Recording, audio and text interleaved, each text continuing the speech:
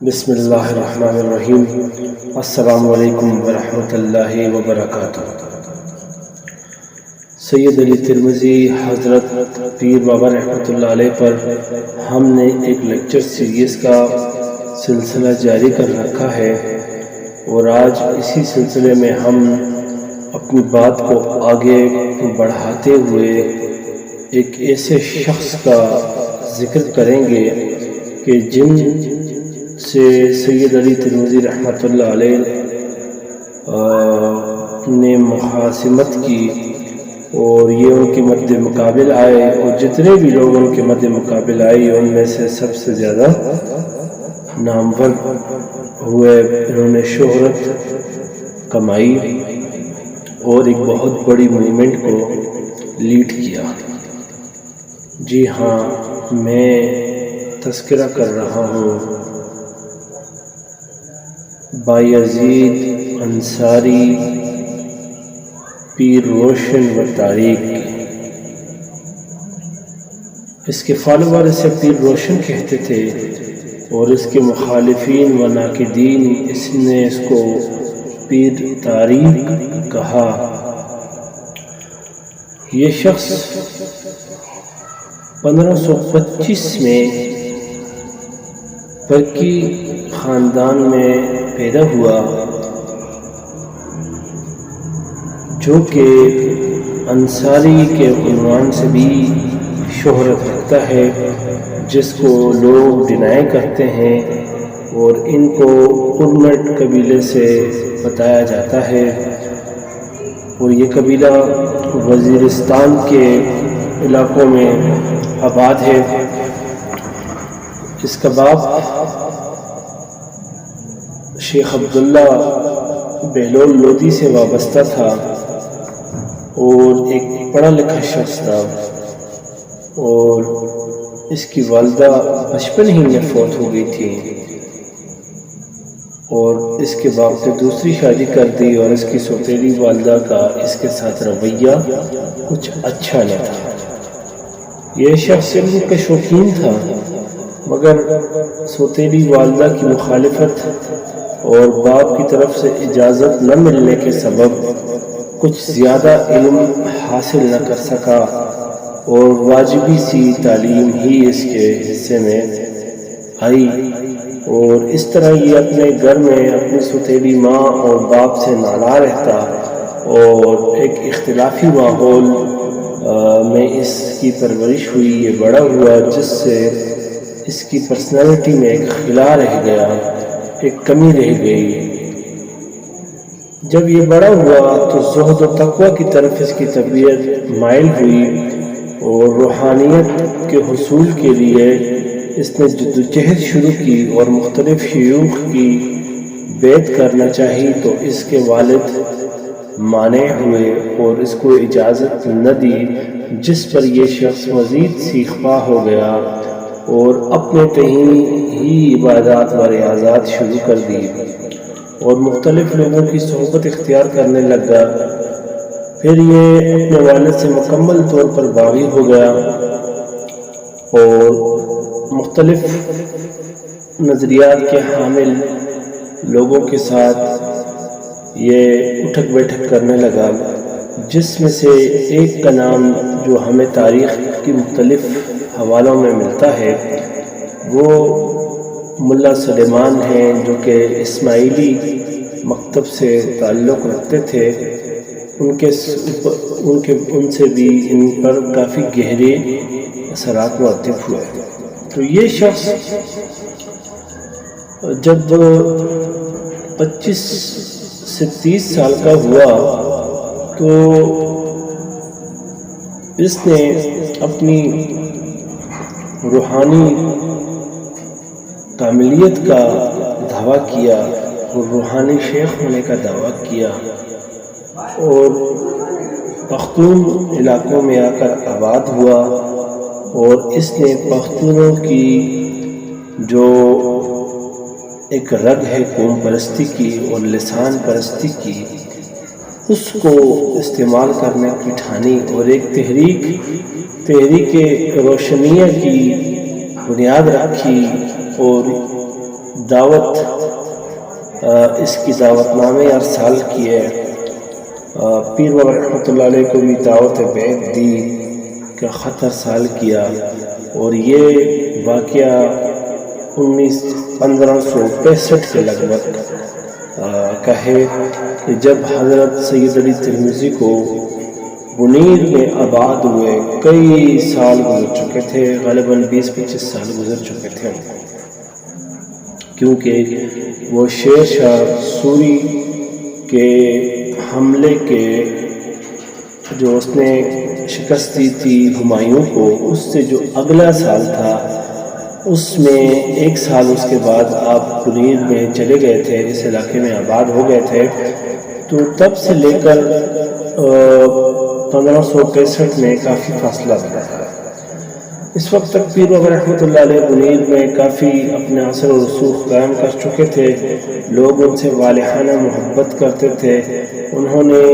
تمام شرکیات و بدعتیات و گمراہیوں کا خاتمہ کر دیا تھا، کئی 2 نمبر لوگوں کا، کئی اشرار کا مقابلہ کیا تھا، ان کو بے نقاب کیا تھا، جن میں سے بعض کے نام ہم نے پیچھے گنوائے بھی ہیں۔ تو تب اس شخص کا خط پہنچا جیسے ہی حضرت پیر بابا رحمۃ اللہ علیہ کو، تو انہوں نے ارشاد فرمایا کہ افغانوں پر ایک بہت بڑی بلا نازل ہوئی ہے، خدا جانتا ہے کہ یہ ختم بھی ہوگی کہ نہیں ہوگی، کاش کہ اس علاقے میں کوئی اسلامی بادشاہ ہوتا جو کہ اس کی کلا کما کرتا۔ تو پیر بابا کی یہ حسرت کہ اس علاقے میں کوئی ایسا بڑا حکمران نہیں ہے کہ جو اس بلا سے، اس دینی وبا سے افغانوں کو بچائے اور ان کو نجات دے، کیونکہ قوم پرستی و لسان پرستی ایک بہت ہی آسان ہتھیار ہے، اور لوگوں کے اندر تعصب پھیلانے کا، تعصب کی بنیاد کے اوپر تحریک چلانا کوئی اتنا مشکل کام نہیں ہے، یہ ایک ایندھن ہے، اس کے اندر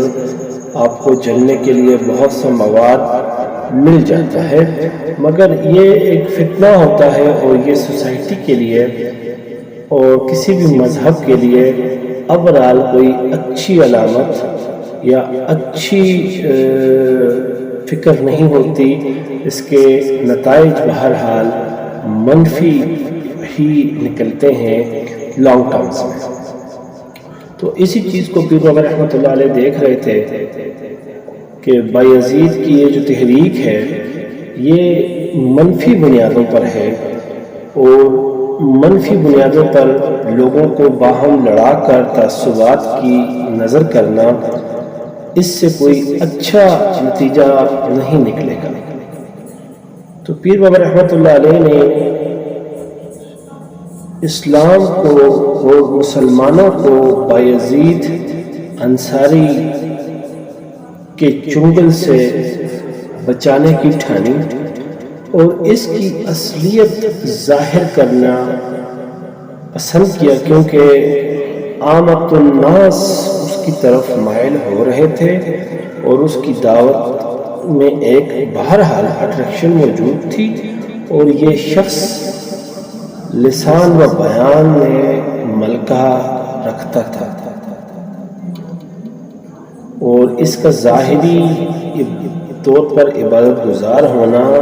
بھی بعض اوقات لوگوں کو دھوکہ دہی میں مبتلا کر لیتا ہے۔ تو حضرت پیر بابا رحمۃ اللہ علیہ نے اسی سلسلے میں مختلف بحثیں کی، اس کے ساتھ اس کو ایکسپوز کیا، پھر اسے مباہلے کی دعوت دی، اور مباہلے میں بھی اس کو دعوت یہ دی کہ تم اپنا وار نہ کرو، صرف میرے وار کو روکو۔ حضرت پیر بابا رحمۃ اللہ علیہ نے کہا کہ میں ہاتھ اٹھاؤں گا اور یہ صرف اپنے ہاتھ گرنے سے روکے، یعنی کہ اس کے ہاتھ کٹ کر گر جائیں گے، تو بایزید جو کہ ایک ہوشیار آدمی تھا، اس نے ایوائڈ کیا حضرت پیر بابا رحمۃ اللہ علیہ کے ساتھ ادو بدو مباہلے کو اور نہ آیا سامنے۔ تو یوسف زئی حضرات جہاں پر پیر بابا رحمۃ اللہ علیہ کا انفلوئنس تھا، یہ علاقہ بڑی حد تک اس شخص کے چنگل سے بچا رہا، جبکہ آفریدی قبائل و بھنگش قبائل اور دیگر کئی اور ایجنسیوں کے جو قبائل تھے وہ اس کے جام فریب میں پھنسے اور بہت سے مارکے یوں ہوئے اور لوٹ مار کا ایک بازار گرم ہوا، لوگوں کے مذہبی رسومات اور مذہبی عقائد بگڑے اور وہ خرافات کا شکار ہوئے، اور اس کا نتیجہ آج بھی ہم دیکھ سکتے ہیں۔ یہ شخص پھر اس کے خلاف بھی محاذ کھڑے ہوئے تو یہ پھر تیرا میں پناہ گزین ہوا، اور پیر بابا رحمۃ اللہ علیہ کی وفات کے چند سال بعد یہ ایک مارکے میں ثوابی کے مقام پر، جو کہ تربیلا ڈیم کے نزدیک کی ایک مقام ہے، وہاں پر یہ شخص مارا گیا۔ حضرت پیر بابا رحمۃ اللہ علیہ کے مشن کو، چونکہ پیر بابا رحمۃ اللہ علیہ اور ان کے پوتوں میں سے کسی کی اس کے ساتھ کوئی عملی لڑائی میں ہمیں شرکت کے کوئی شواہد نہیں ملے، لیکن انہوں نے جو اس کی مذمت کی تھی، اس کو آگے بڑھاتے ہوئے اخوند درویزہ نے اس کے خلاف باقاعدہ محاذ کھڑا کیا، اور اس محاذ زرائی کے نتیجے میں ان کے درمیان لڑائیاں تک ہوئی بہت، اور لڑائیوں میں ہی یہ شخص مارا گیا، اور مغل کے ساتھ غالباً اس کی عظیم لڑائی تھی، تو ان میں سے ایک لڑائی میں یہ شخص مارا گیا۔ تو پیر بابا رحمۃ اللہ علیہ کا یہ قول کہ پتہ نہیں کہ یہ فتنہ دبے گا بھی کہ نہیں دبے گا، خدا ہی بہتر جانتا ہے، ایک عجیب چیز کا ایک نام تھا۔ آپ کی شخصیت کا ایک اعجاز ہے یہ جملہ آپ کا، کیونکہ اس سے پہلے بہت سے باطل لوگوں کے ساتھ آپ کا، اشرار کے ساتھ آپ کا سامنا رہا تھا، کبھی بھی آپ کے منہ سے ایسے الفاظ نہیں سنے گئے تھے۔ پیر طیب، پیر ولی اور بہت سے دوسرے افراد کا آپ نے مقابلہ کیا، لیکن اس شخص کی باری میں آپ نے یہ ذکر کیا تو بعد میں اخوند درویزہ جب عملی میدان میں اس کا مقابلہ کرتے تو وہ اس تحریک کو ایک جگہ شکست دیتے تو یہ دوسری جگہ سے امڑ آتی، جب دوسری جگہ شکست دیتے تو یہ تیسری جگہ سے امڑ آتی۔ تو اخوند درویزہ خود بھی حیران ہوتے کہ یہ چیز کیوں دبنے کا نام نہیں لے رہی، ہم ایک جگہ دباتے ہیں تو یہ دوسری جگہ سے نکل آتی ہے۔ بہرحال چند سالوں بعد یہ تحریک جو ہے وہ ختم ہو گئی، اس کے جو اثرات تھے وہ زائل ہو گئے، دب گئی، اس کے کوئی نام لیوا نہ رہا، مگر اس تحریک کا واحد ذکر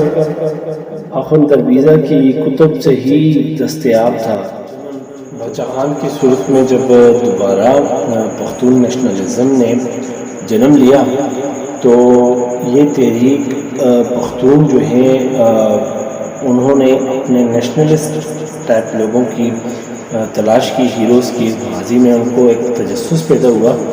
تو اور تو ان کو کوئی ملا یا نہیں ملا، لیکن یہ بایزید انصاری ان کو لگا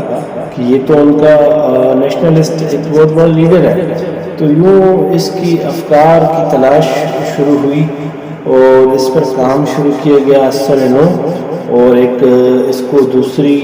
حیات موجودہ دور میں ملی، اور اس کی کتاب بھی جرمنی سے دستیاب ہوئی، جرمنی کی لائبریری سے۔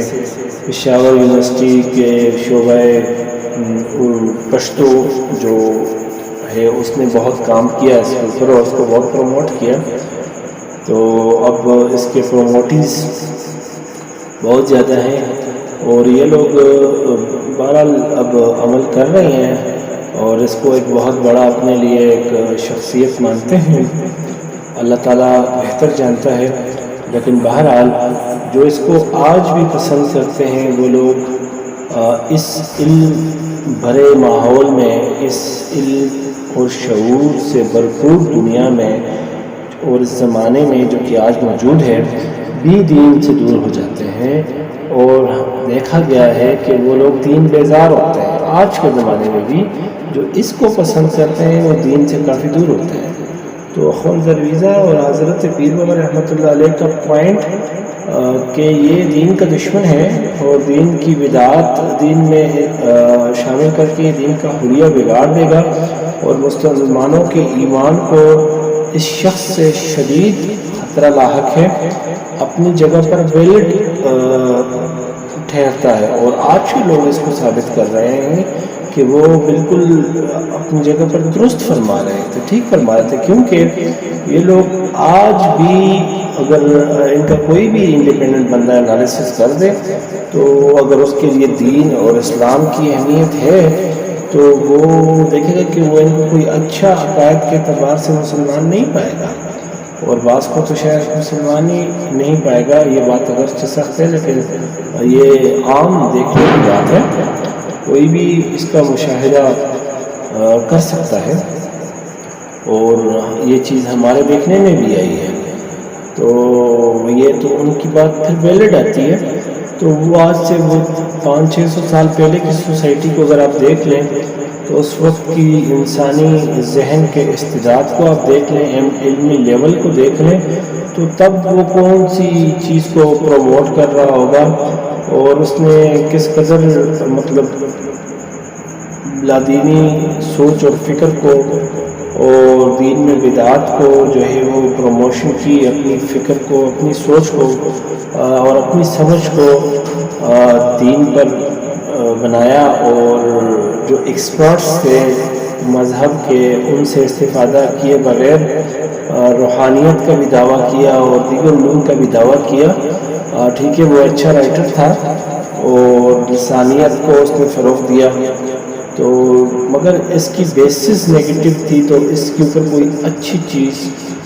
کریٹ ہونا وہ ممکن نہیں تھا. اور آج بھی اس کے اوپر، اس کی عمارت کے اوپر جو لوگ اپنی شخصیت کو ڈیولپ کرتے ہیں وہ کوئی پازیٹیو شخصیت نہیں ابھر کر سامنے آتی. کیونکہ اگر دیکھا جائے تو یہ شخص بیسیکلی ایک سائیکولوجیکلی ڈسٹرب شخص تھا، کیونکہ اس کا بچپن ایک گھریلو کشمکش کی نظر ہو گیا تھا. تو اگر سائیکیٹرسٹ کے پاس جائیں اور اس کے حالات و واقعات بیان کریں تو آپ اس کی نفسیاتی عارضوں کو بخوبی بانپ سکتے ہیں کہ نفسیاتی طور پر کوئی اسٹیبل انسان معلوم نہیں ہوتا. تو اس طرح کے لوگ اکثر اس طرح کی حرکتیں کرتے رہتے ہیں اپنی احساس محرومی کو